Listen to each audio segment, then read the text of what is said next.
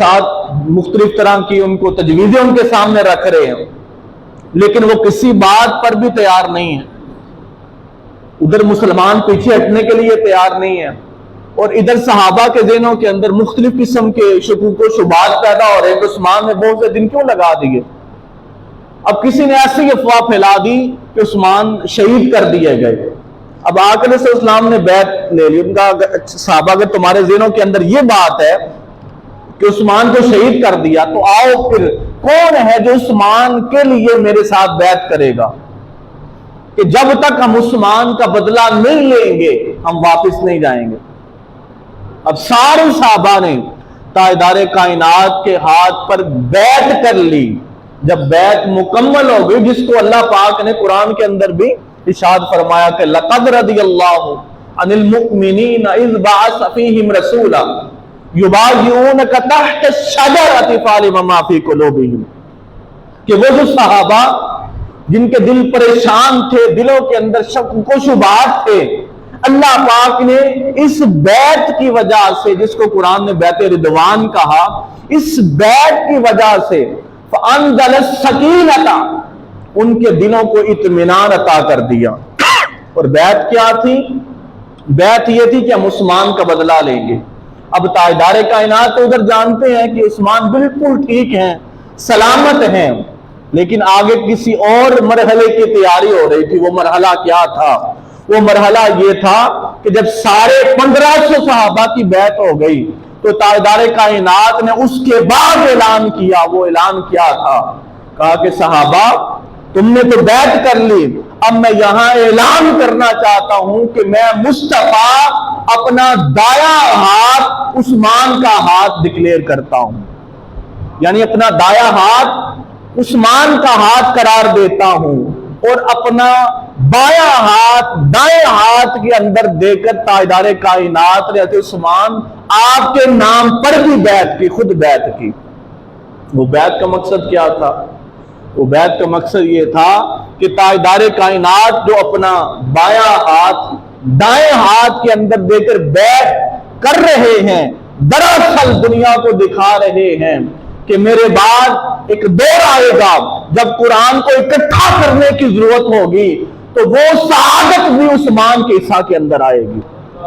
جب قرآن کو جوڑنے کی بات ہوگی، نسخے تیار کرنے کی بات ہوگی، قرآن کے اوپر حملہ ہوگا، اس کے بعد مارکا ہوا نا، جہاں چن چن کے صحابہ کو جو قرآن کے حافظ تھے ان کو شہید کیا جانے لگا، قرآن کو معاذ اللہ ختم کرنے کی کوشش کی جا رہی تھی، تو جس ہاتھ کو تاجدار کائنات نے عثمان کا ہاتھ کہا، اپنے دائیں ہاتھ کو، کہ میں اپنے دائیں ہاتھ کو عثمان کا ہاتھ بناتا ہوں اور اپنے بائیں ہاتھ کے اندر دے کر بیعت کرتا ہوں، تاجدار کائنات کی نگاہ دیکھ رہی تھی کہ جب قرآن پر حملہ ہوگا میرا یہی عثمان بڑھ کے قرآن کی عصمت اور اس کی حفاظت کی ذمہ داری ادا کرے گا۔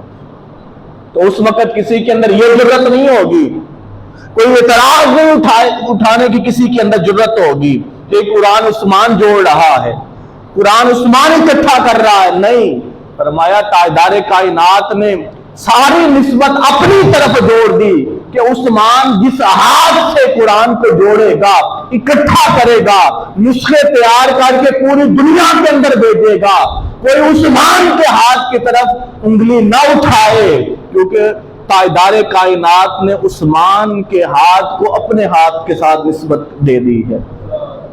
تو وہ نسبت تاجدار کائنات نے حضرت عثمان کو عطا کی، وہ کائنات کے اندر کسی اور کو نہیں عطا کی۔ آج ہم قرآن سے دور ہو گئے، آج دنیا اس لیے حملہ آور ہے کہ ہم نے قرآن کی تعلیمات کو بھلا دیا۔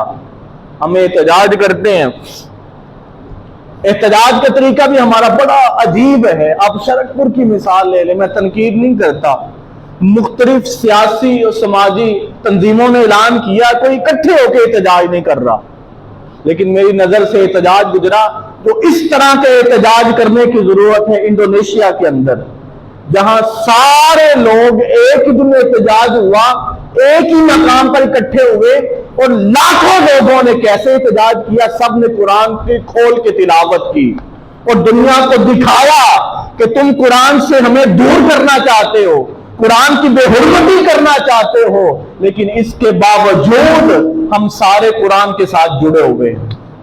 آج ہمارے گھروں کے اندر کیا ہے؟